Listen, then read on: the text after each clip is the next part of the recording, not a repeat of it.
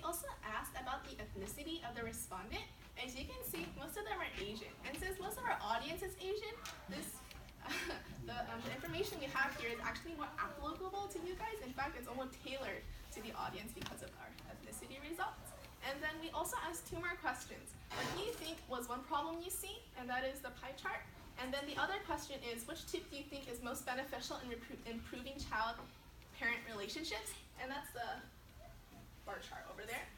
And so one of the biggest things we saw in the problems they pointed out was that there was a lack of communication, a different perspective, and a lack of understanding.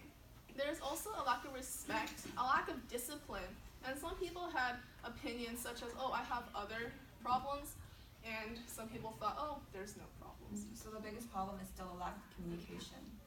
And if you're looking at this here, I know that words aren't fully written out, but the longest bar, 45 people responded that listening to each other was actually more beneficial. And then you also had supporting each other's activities, which is the third bar, compromising, the fourth bar, and having family time, which was the first one. And so, as you can see, they said communication was a problem, and then the tip for improving was actually listening to each other, which just really proves that communication was what the respondents really focused on.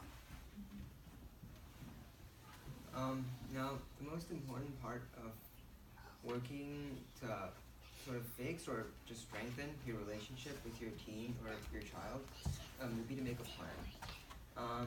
So while this presentation may have taught you some things, maybe you knew, maybe you didn't know, the most important part is to formulate a plan to work with your teenager or child to build and establish a closer relationship with them, be it family discussions, or just simply keeping your promises. Now, this may be difficult to do in the beginning, but like the earlier slide stated, the most important part is to begin to take baby steps, small steps at a time, working on repairing or restoring your relationship. Eventually, all these struggles will be overcome, but they require perseverance and a spirit of optimism when confronting these troubles to truly be able to overcome any difficulties you have in your relationship with your child. So in summary, we all agree that the respect is one of the most important things between a parent and a child. And with respect comes a lot of trust. And although we all have different schedules, we should be able to negotiate a win-win situation. So that, because what we want from this is to have a stronger relationship with your parent, a strong relationship with your child. And we'll start taking action today. So now we will be open to a Q&A session, but Dorcas, would you like to say anything? So for those of you who just came in, I'm their mentor, and actually just met them today, except for Jessie.